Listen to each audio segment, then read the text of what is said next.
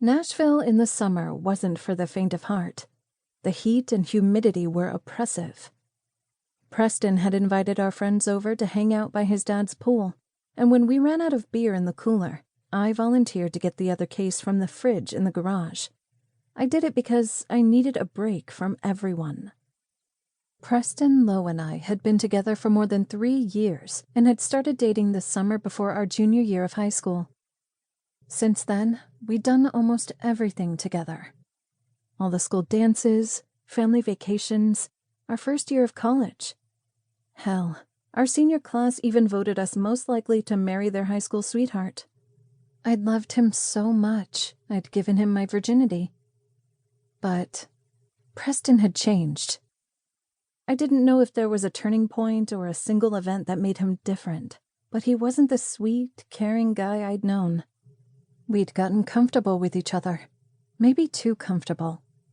He'd tell me anything, including when he thought I looked like I wasn't trying anymore or acting like a bitch. It was June now, and we were both home from Vanderbilt University, but I saw my boyfriend less this summer than I did when we were at school. We had jobs, sure, but today he made it clear he was more interested in hanging out with our high school friends than he was with me. God. We'd been best friends, and now we didn't really talk anymore. No deep conversations or playful teasing or anything. Preston only called me when he was horny. That's what I'd become to him. Cassidy Shepard, Preston's release valve. I tucked my phone into my swimsuit top and played my favorite song by Jovan as I walked through the house to the garage on the far side of the home. I opened the door and patted down the 2 steps into the cavernous garage, not bothering with the overhead light. The cement floor was cold on the soles of my bare feet, but the music was awesome, and in the dark space, I tried to let go of my annoyance with Preston.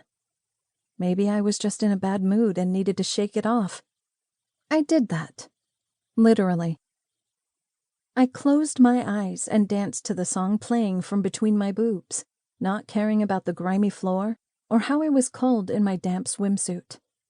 I tried not to care about anything, and it kind of worked.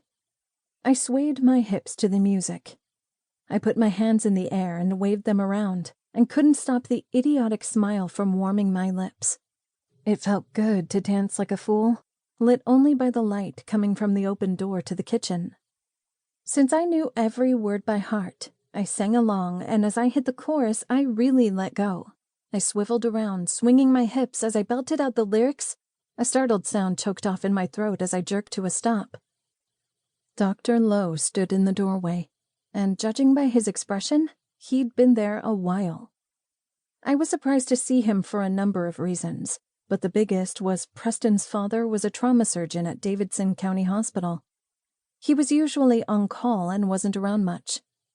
He was always there for the things that mattered, like birthdays and graduation, but most of the time Preston and I were alone in the house.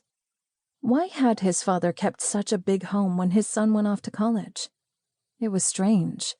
Dr. Lowe barely used it. Preston's dad looked younger than he was, at least in his face. There were faint lines at the sides of his eyes that hinted he was 40, but the lines made him look smart, distinguished. His dark brown hair and short beard were threaded with a few strands of silver, and the afternoon sunlight coming from the nearby window highlighted the gray. It was a good look. In the series of pictures we'd taken before our senior prom, there was a shot of Preston and his dad, and my friends drooled over Dr. Lowe. I'd made fun of them, but I understood. My boyfriend's dad wasn't just attractive. He was hot.